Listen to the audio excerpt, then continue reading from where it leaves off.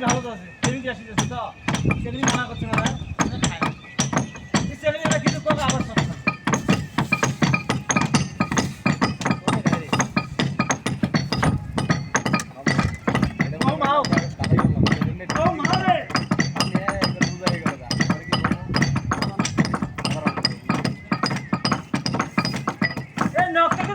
scooty যাচ্ছে না আমার তখন গেল